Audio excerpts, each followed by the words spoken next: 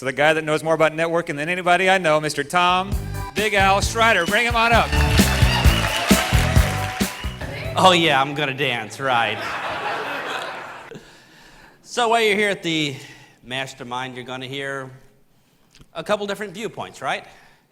And probably a couple different opinions, but there's only one opinion and one viewpoint that counts. Yours, all right?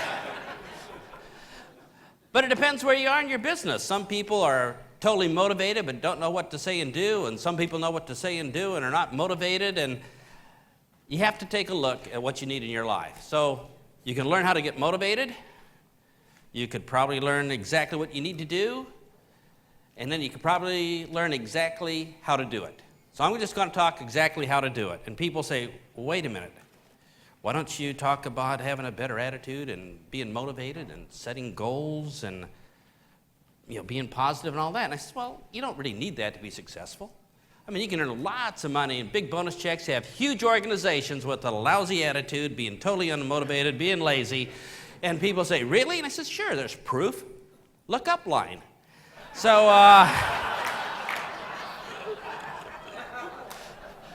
so now that we're all awake, let me ask you this.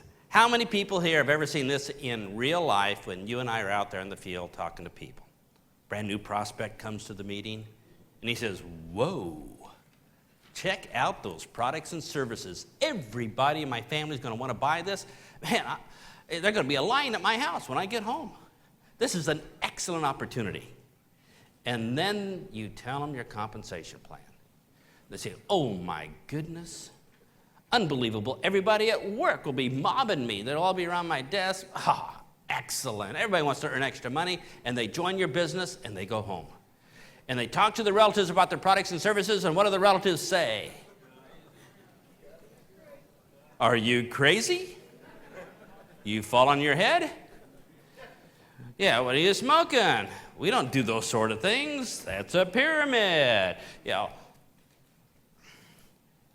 And what happens to your new distributor? They feel so low, so lousy, they get beat up, rejected, humiliated, and they go home and they just hide underneath the sofa, grab the remote control, and they say, I'm going to watch TV for the rest of my life to avoid that hurt of rejection. Except 6 months from now, I'm going to call my sponsor and tell them that, it doesn't work. So, but they give it one more try. When they go to work the next day, they say, well, maybe, just maybe, these people want to make money and you'll be okay. So they talk to all their friends at work about making money with this terrific program, and what do their friends at work say?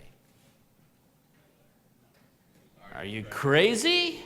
That's a pyramid. We don't do those sort of things. I'm only 44 years away from retirement. Come on, get alive.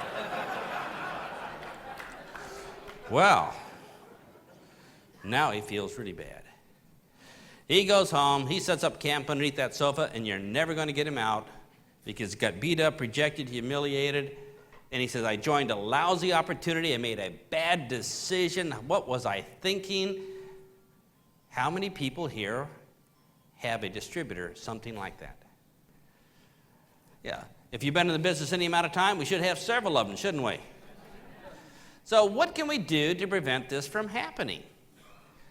Well, over the last year or so, I've been telling them a little story that seems to help a lot. When a new distributor gets started, I simply explain to them the difference between needs and wants. Now, I'm going to ask you just to sit back and enjoy. Don't bother taking any notes, because guess what? When I'm through, you're going to learn how to tell that story almost word for word. And you won't miss a thing. We'll give you the notes you need. It's really a pretty easy story, and here's how it goes. And I'd like you to ask yourself, would you have liked to have heard this story when you first started? And it goes like this.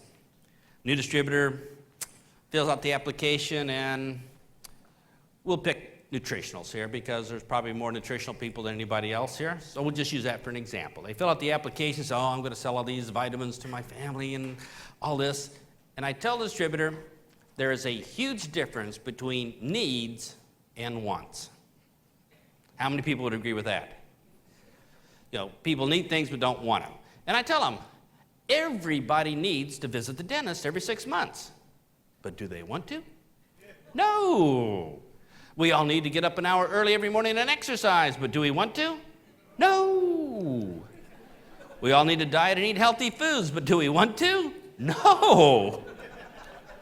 We all need to pay taxes, but do we want to? No. So it's perfectly normal for people to need things but don't want them. Yeah. And when you get home, you're going to find out that your family is perfectly normal. When you get home, you'll be talking to your aunt, and your aunt says, my ankle hurts, my hip hurts, my shoulder hurts, my neck hurts. I have 5 known diseases, 4 unknown diseases, 3 they haven't discovered yet. I have acid reflux, that's a disease right now. And at some point you'll say, do you want to do something about it? And she says, no. Then I wouldn't have anything to talk about. My children love me more when I pretend to be sick. Seeing the doctor's a social visit. Open the prescription jars as aerobic exercise. No, I don't want to feel well. Well, your aunt needs the product, but she doesn't want it. And that's perfectly normal. And when you go to work the next day, you're thinking, well, maybe I'll talk to some of my coworkers. And you mention to them about the opportunity because they're saying things like this. You know, my daughter needs braces. The car broke down. I'm behind on my MasterCard and Visa. I'm 2 mortgage payments behind. The boss won't give me a raise, and you're going to say, would you like to do something about it? And what are they going to say? No! Those are pyramids. I don't know anybody. I don't even know you. Back off. You know, somebody in China lost money once, 44 years away from retirement. Well, these people need the opportunity. They need the extra money, but they don't want it. And that's perfectly normal. You see, your business is only with the people that want it. It's like owning a restaurant. What's the best restaurant in your city? And they'll say, oh, Houston's restaurant. I says, well, does everybody need to try the ribs at Houston? Oh, yeah, they're really, really good. But do they all want to? No, about 99% of the people don't go to Houston's restaurant. And why not? Well, it's too far, too hard to park, too expensive, the portions aren't big enough, I don't like that kind of food, the waiter was rude to me once, they were the wrong type of uniforms, I cut my finger on the menu. For whatever reason, 99% of the people in Houston don't want to go to Houston's restaurant. But do they have a good business with the 1% that want to? Absolutely. You see, Houston's knows that their business is only with the people that want to. You don't see their waiters out on the street with menus rapping people on the wrist saying, hey, we have an opportunity meeting about the entrees. Hey, here's a videotape about our desserts. Hey, conference call about the appetizers. No. Hey,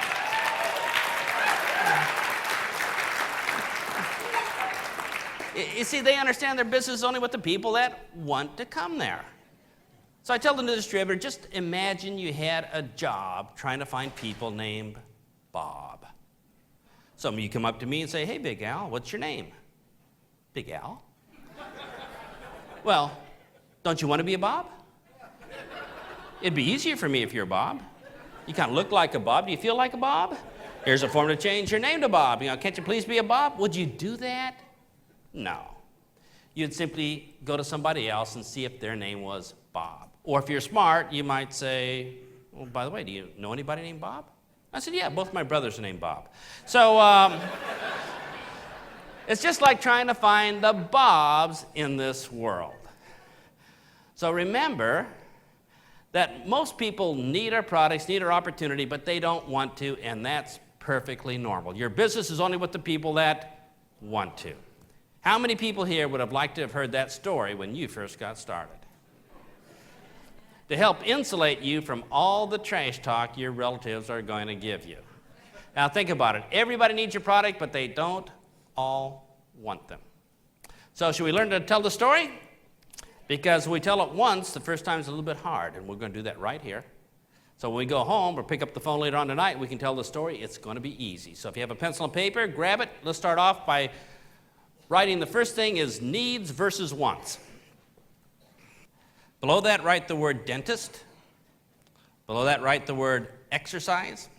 Below that, write the word diet. Below that, write the word taxes. We all got it? So let's see how this little part sounds. I would say there's a huge difference between needs and wants. Everybody needs to visit the dentist how often? About every 6 months, but we want to? No. We all need to get up an hour early and exercise every morning, but do we want to? No. We all need to diet and eat healthy food, stay away from pizza, ice cream, Mexican food, and all the other basic good food groups, but do we want to? No. We all need to pay taxes, but do we want to? No. And it's perfectly normal for people to need things and don't want them. That's a pretty easy section, isn't it? Now, before anybody here starts making judgment about your prospects, let me talk to you. We're human too, right? Some of us are even normal. But we need to do things and we don't want to. So before we say our prospects are stupid, let me give you an example about us. How many people here would agree that we probably all need to get up an hour earlier every morning, maybe around 5 a.m., and go out and jog and exercise? I mean, yeah, we need to, right? But do we want to? No. So imagine I was an exercise distributor, and I call you up one morning, let's say tomorrow morning around 5 a.m., I said, hey, let's go jogging. What are you going to say on the phone? You're perfectly normal, aren't you? But that doesn't bother me because I listen to motivational tape. I have prosperous thinking. I have a great attitude. And I'm going to call you tomorrow morning and say, hey, let's go jogging. What are you going to say? Oh. Well, the next day I corner you at work. And I bring along my sponsor. And we start talking to you about jogging. How do you feel about that? And the next day at work, I ask you for some money so you can subscribe to a jogging magazine. How do you feel about that? And every morning I call you up and ask you to go jogging with me. Really, you need to, but what? You don't want to. So before we make fun of our relatives for using expensive long distance or crummy skincare or not taking any nutrition, let's remember about us at 5 a.m. in the morning. We're perfectly normal also. We need things, we just don't want them. So here's what I'm going to ask you to do. How many people here are sitting next to somebody that will still talk to you? All right? Here's what I'm going to ask you to do. One person is going to pretend to become the new distributor, and they're going to say, here's all my money. And you're going to say, let me tell you the difference between needs and wants. Everybody needs to visit the dentist, exercise, diet, taxes. And then tell them this. It's perfectly normal to need things but don't want them. Just that little section. You all ready? Somebody grab your partner and say, here's all my money, let me be a distributor, and let's go from there. Let's begin.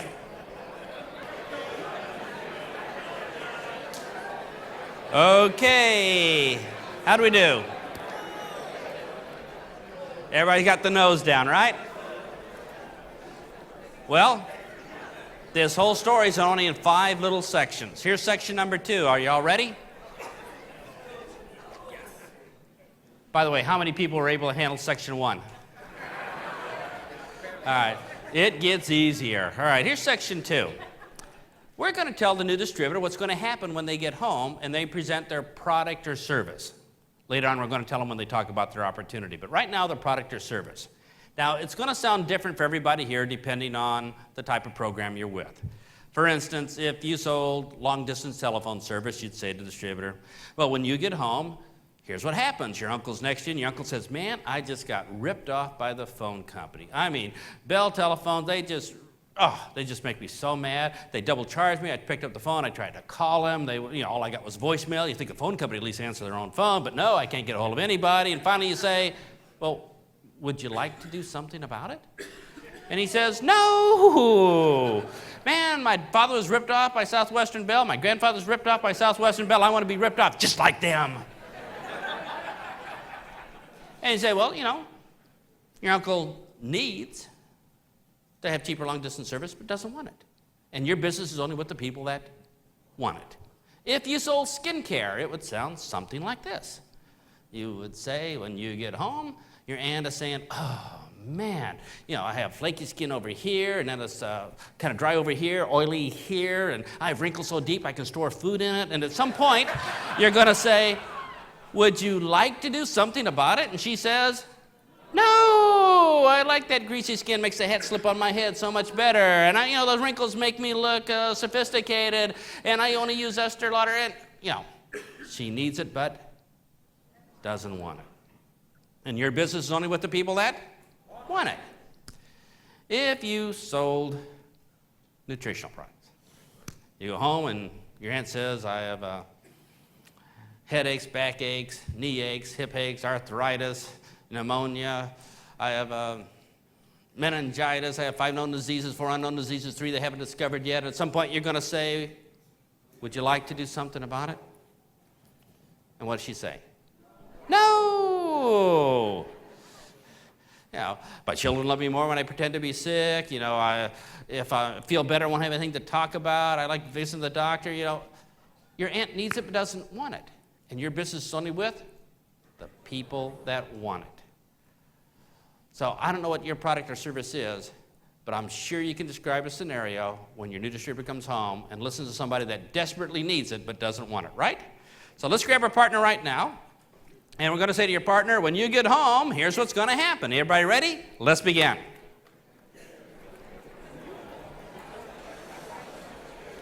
Okay, how'd that go? What, good? How many people can handle that one all right? It gets easier. Here's the next section. We're going to tell them what happens when they go to work. When they go to work, they're going to have a coworker say, my daughter needs braces, the car broke down, I can't pay for my MasterCard and Visa, the boss won't give me a raise. And at some point they're going to say what? Would you like to do something about it? And what is the coworker going to say? No, I'm only 44 years away from retirement. I enjoy the commute back and forth, beating up my car, and I know I don't get paid much, but it builds character. And somebody in China lost money once, it's a pyramid, we don't do these sort of things, I don't know anybody, and what? Here's somebody that desperately needs the extra money but doesn't want it. And your business is only with the people that want it. You all ready? Let's grab our partner and tell them what's going to happen at work. You're going to say, when you go to work, one of your coworkers is going to be whining and complaining with this. Let's begin. Okay, how'd that go? How many people found that pretty easy? Because when you go to work, isn't that what happens? People say, somebody in China lost money once, I'm a full-time loser, nothing works for me, I can't do anything. Does that sound a little bit familiar in our lives? Absolutely. So let's move on to part number 4. And all you have to remember is the word restaurant. So we're going to ask them, what's your favorite restaurant? And they're going to say what? Houston's. We're recommending and promoting, not getting paid for it, aren't we? Yeah. So it's not too far down the road, but if you go to Houston's, you can eat ribs with a spoon. They're really that good. I'm told I'm vegetarian. But let's talk about Houston's restaurant. Everybody in Houston needs to try their food at least once. But do they all want to? No. And why don't they want to go to Houston's to eat? Why not? Too much money. Yeah, too far. Yeah. I'm a vegetarian. You can't eat it with chopsticks. I don't like to get my finger on the menu. The person was rude at the front door. People think I'm snobs if I go there. And you know what? 99% of the people don't go there. But their business is only with the 1% that do. And do they have a good business? They have a terrific business. And their business is only with the people that want to. Well, I bet you have a favorite restaurant in your town, don't you? So let's grab our partner. And you're going to say to your partner, what's your favorite restaurant? And then tell them the restaurant story. Everybody ready? Let's begin.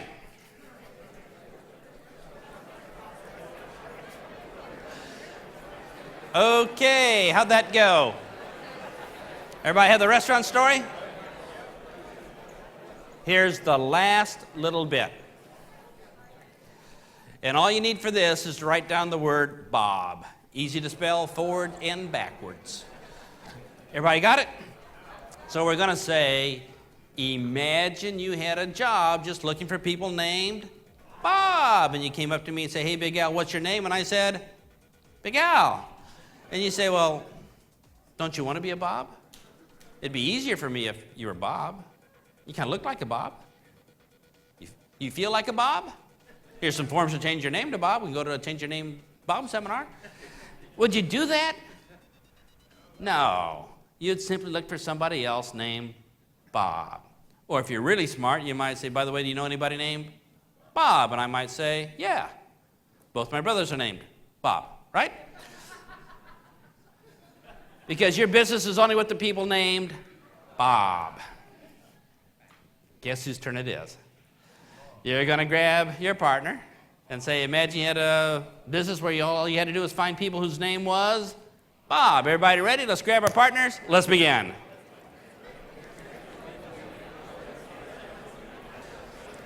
Okay, how'd we do? Now let me ask you this. Do you think that would be an important story for every new distributor?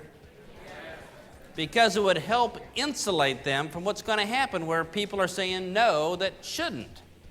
So when somebody says no, instead of them saying, oh man, it's a terrible business, let me go hide underneath the sofa, I made a bad decision, they'll be thinking, oh, that's perfectly normal. And I don't jog at 5 in the morning either, right? So we're just insulating them from what's going to happen so they understand that not everybody that needs it is going to want it. And that their business is only with the people that want it. If you don't teach them this, they will send you to a whole bunch of people that would be terrific in your business, but don't want to do it. How many people have experienced that? You know, they call you up and say, oh, I have this famous athlete. He's an uncle, and he's the mayor of the town, and also a lawyer. He knows everybody. He'd be terrific in the business. I've talked to him already. He hates it. He doesn't want to do it at all, but you could talk to him. You've been there, haven't you? So if they start doing that, they don't understand the lesson of needs versus wants. So you might have to reinforce it with a little short story about President Bush. So let me tell you about President Bush. President Bush would be awesome in this business. I mean, he would say, hey, opportunity meeting, 7:30 at the White House Tuesday night. Want to keep your government job? Be there. So they'd all come in, and he'd just pass out forms. They'd all sign up, have a huge group. But does he want to? No. Now, he needs to. I mean, he's going to be out of work in a couple of years, right? But he doesn't want to. Apparently, he does something else. Nobody knows what. But he does something else, and that's what he wants to do. So how many people here think needs and wants could drastically change how your new distributor looks at the business? They'll spend their time only looking for the people that want to. And people say, well, that's pretty easy, but how do I get them to find some more people that want to? Because they're kind of shy, don't know what to say to people. How do they break the ice? You know, how do you talk about your business? Let me give you 2 quick icebreaker techniques that you can use right away. You're at a party and you're thinking, so how am I going to bring up the subject of my business? Right? Yeah, they're talking away and say, yeah, weather's been pretty nice today. And you say, have you ever considered the amount of antioxidants you have in your bloodstream?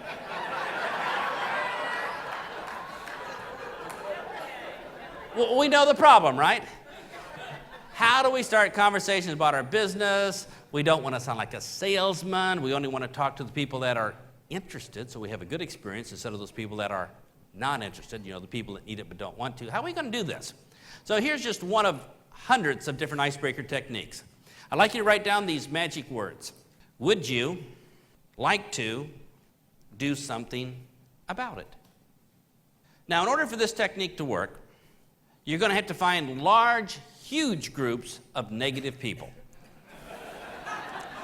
How many people here can find large, huge groups of negative people? All right.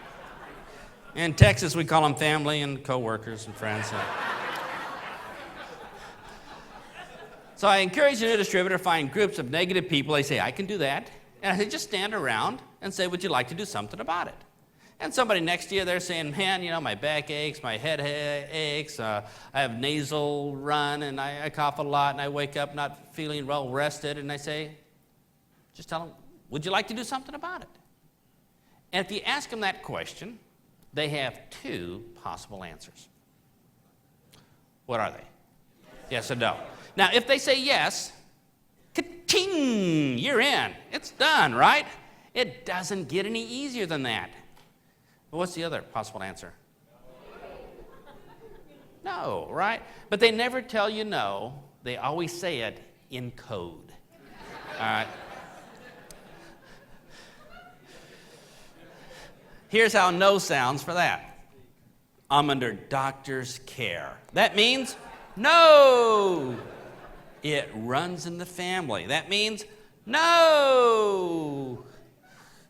I'd have to drop out of the whining and being sick club. That means no.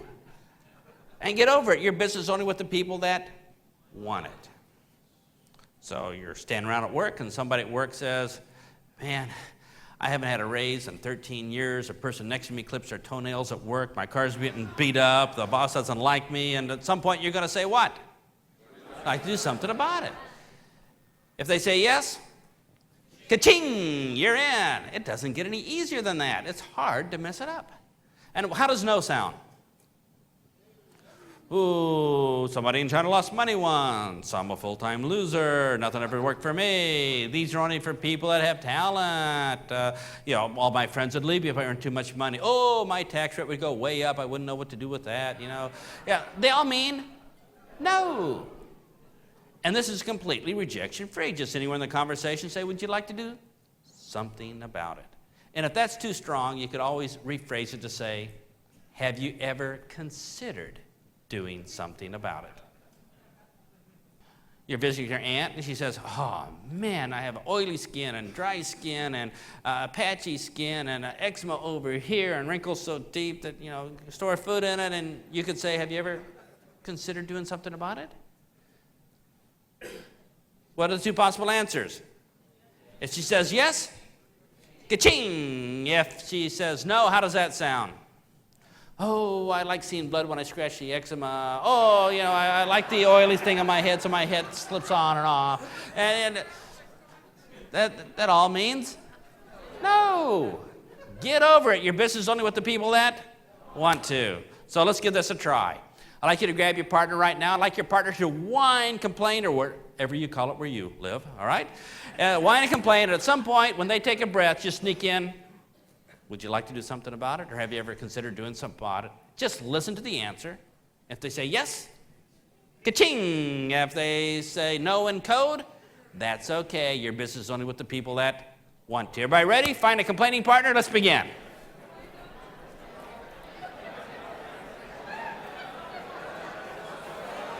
Okay, how'd we do? Ka-ching, all right. How many people here think you're going to find some negative people over the weekend? Yeah, they're going to be everywhere. So ask them, would you like to do something about it? Now, I know what you're thinking. You say, well, that works in Houston, of course, but it doesn't work where I live because, where I live, everybody is positive. All my friends are positive. My coworkers are positive. You stand around the coffee machine at work and they're saying things like, whoa, they paid me too much again. Oh, they don't take enough money out in taxes. Wish I could pay more. Oh, my life is perfect. My family life is perfect. Everything is wonderful. And all your friends are positive. So you can use this. If you can't, that's okay, because you'll learn another technique, which is called how to induce negativity. Okay. Now, you can induce negativity instantly on demand by asking them one simple question. And here it is in case you're writing them down. The question is, what are your two biggest, then leave a blank space, problems? So somebody is saying things like, oh, life is wonderful. I'm drinking light beer, not gaining a pound. Everything is wonderful in my life. And you might say, so what are your two biggest skincare problems? And they might say, well, I have oily skin over here, patchy skin here, the eczema here, it's kind of streaky right here. Just stop at 2. And then you're going to say what? Would you like to do something about it? Yeah. Or if you sold nutritional products, somebody's, just talking at the party, got this car, this team won the basketball, and you ask them, so what are your two biggest health problems. Now, if you ask them that, they say, whoa, take a chair. You've made a friend for life, haven't you? They're going to love you. They say, please have a seat. Let me get started with book one. And they're going to say, I have high blood pressure, low pressure, hypoglycemic. I have scratchy, itchy skin here. I'm sure most of my organs are dying. I see the doctor 4, 5, 6 times a week. And at some point, you're going to say, what? We'd like to do something about it. Oh. And you're busy only with the people that want to. And so you're at the party, and you're visiting with somebody, and they're a little bit large. You could say, so what are your 2 biggest diet problems?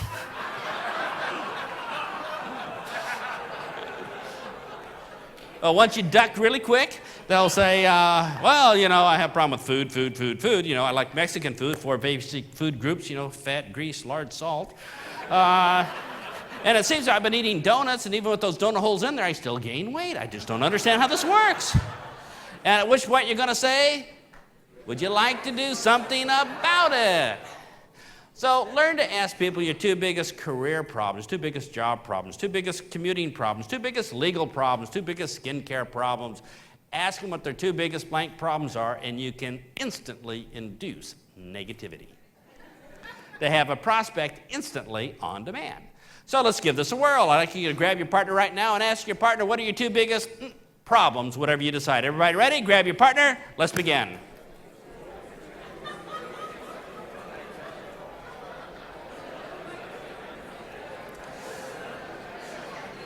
Okay, how'd we all do?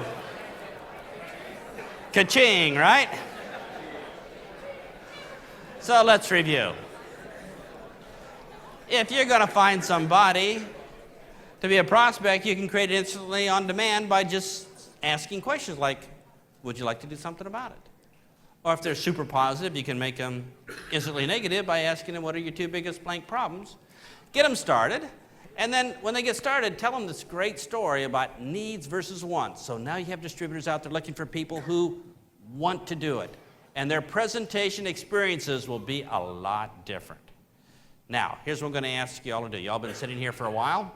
I'd like you all to probably stand up because you're tired of sitting for a moment. So that's unsit. All right? So you all standing up? Now, we're not going to scratch each other's backs because engineers, we don't do those sort of things. But we're going to do this because I know you're thinking, wow, this is great at parties, and maybe even I could say this to a cold lead over the phone, but I would like to know more about how to talk to leads. Maybe I don't talk to leads personally myself, but a lot of my downlines say, whoa, why talk to relatives and friends when I can talk to strangers? Yes. So how many people here think it might be a good idea to learn a few skills about people who talk to leads so they can be more successful, right? So at this time, what we're going to do is bring up a pro on leads. And he's been doing leads for a long time.